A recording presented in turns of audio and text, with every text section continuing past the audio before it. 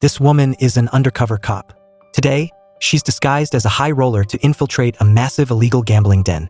She has a hidden camera pinned to her chest, and her team is outside, monitoring everything that happens inside.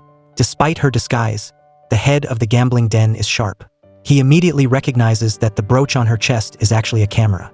The gambling boss blows a whistle, signaling everyone to make a quick escape. At the same time, the police are arriving and storming the building. The boss makes a run for the roof, but can't escape when two cops catch up to him. He grabs a gambler nearby and takes them hostage, using them as a human shield. On the other side, the two cops are playing rock, paper, scissors to decide who will step forward. The cop explains nobody wants to take on a dangerous mission like this. The hazard pay is way too little to risk your life for. The explanation is just a distraction for the gambling boss. Seeing that he's letting his guard down, the cop suddenly makes a move to snatch the hostage. The two cops easily arrest him without breaking a sweat. The undercover cop arrives and delivers a devastating kick to the boss. He collapses without being able to say a word. At the same time, a man is being kidnapped. The masked person is celebrated by the public as a deliverer of justice, nicknamed Hatche. Those punished by Hatche are guilty, but often escape legal consequences. The man, a professor, is no exception. He was accused of rape by a female student, but the school and the police declared him innocent. Overwhelmed by injustice and humiliation, the student committed suicide. Now, he is murdered by Hatche at the very spot where the girl took her life. The next day, the police get information about the professor's case. All the clues point to the vigilante Hatche. Hatche has killed many victims in a similar way before. The police are wondering if Hatche is one person or an organization. The police commissioner is concerned that the public is glorifying Hatche too much. They may be willing to punish these people in Hatche's place without considering the law. The team captain shows Du Cheol a video about a criminal named Suk-woo. He committed a crime 3 years ago and is about to be released from prison. 3 years ago, due to a parking dispute with another family, he stabbed a pregnant woman, killing both her and the baby. However, the court only sentenced him to 3 years in prison because they claimed he was drunk and lost control of his actions. The victim's husband then pursued civil and criminal lawsuits, but didn't receive adequate compensation or a satisfactory ruling. Legal costs and debts during the trial period kept mounting. He ended up homeless with no place to go. At his breaking point, he took his remaining daughter and committed suicide. The public was outraged by this incident. Now that Suk-woo is being released from prison, the police fear he will be Hatche's next target. They have no choice but to find a way to protect him. The next morning, Du Cheol's team arrives at the prison to escort Suk-woo home. At the same time, people are waiting to curse that bastard. Many YouTubers are there to livestream the whole thing. They are holding up banners protesting Suk-woo's release, throwing eggs and flour at him. Someone even tries to attack him right then and there for everyone to see, but he is stopped by a newly transferred officer, Sun-woo. He subdues the guy and takes him to the station. Meanwhile, Suk-woo is escorted safely inside. That night, the police team organizes a dinner after a hard day's work, along with the bastard Suk-woo. There, Du Cheol receives a phone call from another police unit. They inform him that his son, Woo-jin, seems to be trying to commit suicide, and they are at his house. Du Cheol and his team quickly rush there. At the same time, his wife arrives home. Inside, Du Cheol breaks down the door to his son's room, but Woo-jin is fine and sleeping under the covers. Du Cheol is angry and wants to drag Woo-jin out of bed and yell at him, but his wife stops him. The police then leave. They sigh in relief that Woo-jin didn't do anything foolish. The next morning, Du Cheol and his wife go to school, where the teacher reveals that Woo-jin had called her earlier to ask about a suicide counseling center. At school, Woo-jin is a victim of school violence, and that's why he started having bad thoughts. The school asks Du Cheol if he wants to have Woo-jin transferred to another school, but he refuses, because his son is the victim in this case. At the same time, Du Cheol receives a call from his team captain. He runs to the police station. The video of Hatche punishing the professor is spreading on social media. Hatche sent the video to 10 famous streamers. According to the investigation, the IP address is in Russia. On the other side, Woo-jin is participating in an online poll. He and most of the online users agree to pass judgment on that guy, Suk-woo. Seeing that people are still gathering in large numbers, the police have no choice but to take Suk-woo somewhere else. With an arrogant and defiant attitude, Suk-woo almost gets a beating from Du Cheol. The police have to constantly watch and protect him, fearing that Hatche will strike at any moment. That day, everyone received a notification that Hatche would be live streaming tonight. People online also received this information and are at the scene in large numbers. The police are there to hunt down Hatche. There, Sun-woo spots a suspicious masked person. As soon as he sees Sun-woo, he runs away with Sun-woo chasing after him. They run through every nook and cranny like it's deserted. In the end, Sunwoo catches him. He takes down the masked person without any mercy. When Du Cheol and everyone arrive, the masked person is unconscious, and the reporter is still reporting on the incident. Du Cheol realizes that he is the guy who often posts fake information about Hatche online to get more views. On the other side, Suk-woo receives an anonymous phone call. The caller tells him where to find the key to escape, and so he leaves without anyone knowing. A little later, 2 police officers go to the bathroom to check, but Suk-woo has vanished. Back at the police station, they have taken the masked person to the hospital. Du Cheol realizes that he is not Hatche. He suspects that this person was hired by the reporter to fake being Hatche and livestream it to get more views.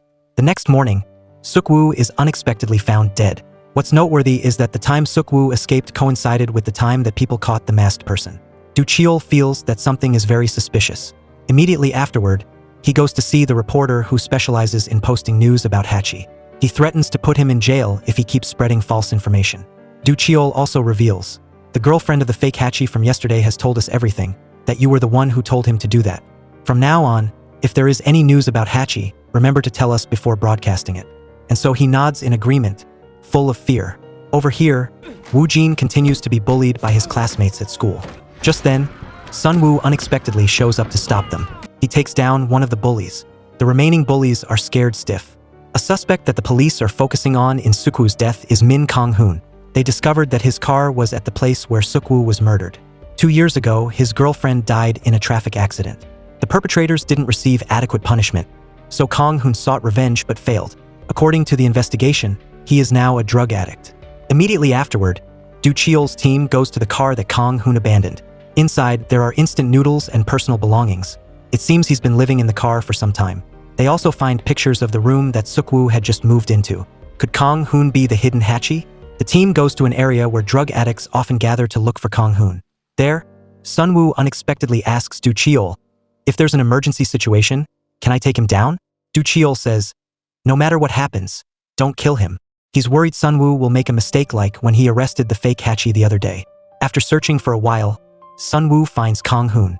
He looks at him and gives a mysterious smile, then grabs Kong-hoon's neck. Seeing Sunwoo intentionally trying to kill Kong-hoon, Du Cheol intervenes.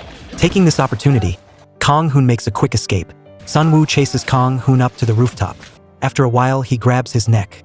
Seeing Du Cheol about to approach and arrest Kong-hoon, Sunwoo grabs him and jumps off the building. Fortunately, Du Cheol and the team are still able to hold on to Kong-hoon, but Sunwoo falls down, only suffering minor injuries. Immediately afterward, he is taken to the hospital for treatment. There, Du Cheol asks, "You weren't going to kill Kong-hoon, were you? You should work a little more carefully." The medical examiner discovers something unusual in Suk-woo's death. He didn't die from being strangled by hands alone. The bruises on his neck weren't from hands or a tool, but from feet. It was like in Muay Thai when they trapped the opponent's neck. Hearing this, Du Cheol suddenly remembers Sunwoo when he also arrested criminals by trapping their necks like that. Now, Du Cheol realizes who Hatche really is. He tells everyone to be wary of Sunwoo. Meanwhile, Sunwoo is listening to all of this. Immediately afterward, Sheldon comes to the police station to explain everything to everyone. Kong-hoon is not really Hatche. Sunwoo is the one behind it. He was also manipulating and providing documents to Kong-hoon to get revenge for his girlfriend. Sunwoo wanted to eliminate both the fake Hatche from that night and Kong-hoon. If they died, it would mislead the police. Everything that everyone is saying is seen by Sunwoo. He has placed hidden cameras all over the police station and even copied Du Cheol's SIM card to monitor the situation. When Du Cheol arrives at the hospital to find Sunwoo, he has escaped. At the same time, he receives a call from his wife. She informs him that their neighbor at the store has also disappeared unexpectedly. Her phone is turned off, and she can't be contacted.